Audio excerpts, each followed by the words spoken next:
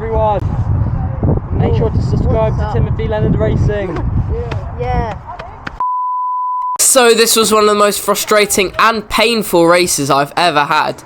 And as soon as it was starting to look up, something happened right at the end that dropped us all the way back down the order. So I suggest you watch till the end for that. So we came into this race in dire need of some good luck, as something has gone wrong in pretty much every single race this season. And just before the race, it looked like we might finally get what we were looking for, as we were paired with Harry and Jermaine, both solid, fast drivers. And with us not being too underweight this time, we were only given a small weight penalty.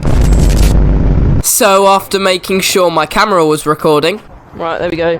That is recording. I went out for qualifying, and after taking 2 laps to get my car up to temperature, I was under a bit more pressure to do a good lap, as I now only had 3 laps, but this should have been fine. However, halfway through my first flying lap, it was looking really good, until I caught up to the car in front, which inevitably slowed me down. So as I crossed the line onto my next lap, I backed off and let everyone through, to try and provide myself with a big gap for next lap, so that I could get a clean lap in. However, I completely misjudged the amount of time in the session, meaning that when I came round to do my flying lap, it was the end of the session, so I had qualified an annoying P7. However, one upside to this was that I was starting on the inside, so this could lead to me gaining more positions on the start. So it's a good start then. We've immediately undercut the person in P6, so we're up into P6 now. Can we sneak down the inside of P5? We can't quite. We give them a small tap, but there's no gap. They just closed it off quick enough. Now into the single file train as we hug the inside for turn 1.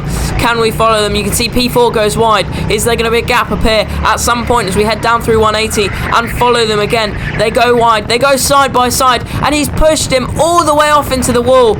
So it's going to be down the inside, and we're up into P5. So that's really good then, up into P5 on the start. However, it does mean the top 4 has started to drive away a bit. But not to worry, it's 2 laps later and we've caught right up to the back of Otto. But as we start to hunt down the car in front, we encounter another obstacle, the guy behind, as he's clearly very eager to get past. And we can see this in the fact that in the next few laps, I receive quite a few hits from behind, which makes it quite difficult to get within overtaking range of the guy in front. But after a few laps of enduring the guy behind, we've caught right up to the car in front. So following the car in front, then down into 180, we're not close enough to make a move, but he goes wide on the exit, so we're going to slip down the inside. We're now side by side into Oak Tree. He will have the inside line, so we're going to try the switchback. On the brakes, we get a big hit from behind, and now the car behind slid through. You can see we are not happy about that, but we're going to be chasing him down for the next few laps to try and have another chance at P4. And that chance would actually come sooner than expected, as after 2 laps of hard battling, they're going side by side down the main straight. So we're able to slip right down the inside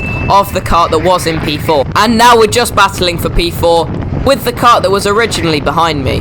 However, after the previous contact in this stint, I cannot let myself finish behind him, and I didn't. So following the car in front now, down into 180, but he's going to go wide, so we're going to slip past him on the right. Is he going to be able to hold the inside though for the next corner? Not quite, so we're going to be able to cut him off, and that's P4. So I held P4 for what I thought was going to be the rest of my stint. However, 8 laps later, coming through the last corner, I got another huge hit from the kart behind, this time dropping me down to P5 and nearly letting P6 through. But luckily I was able to hold the inside, keeping P5. But you can see I'm absolutely fuming. So now there's only one thing left to do, finish ahead of P4. And it's looking more and more doable, as he gets stuck behind the lap karts in front. But after he dispatches the cadet, it's onto the car in front. So we need to get past this cadet as soon as possible. So down into 180 then, we're following them all. We're going to try and get down the inside of the cadet, and we do. We're past him now, side by side in front of us, and he is going to hold him up on the inside. We're going to take it 3 wide. We're going to try the switchback, and it's going to be down the inside of both of them up into P4 and past the lap kart now into the final corner. Is he going to have a challenge? No, he isn't.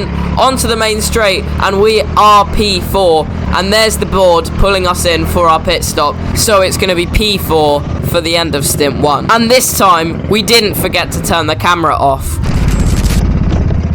So after both teammates did really good pace in their stints, we came out for stint 2 P4, and we'd pretty much held P4 or net P4 for the entire race up to this point. So we were now looking to try and catch up with the top 3, who had broken off nearly a lap on the entire field. So after a good 6 or 7 minutes of clear air, which really helped us close the gap to P3, I caught up to Alex, and despite him being technically a lapped car, we still had quite a fun battle.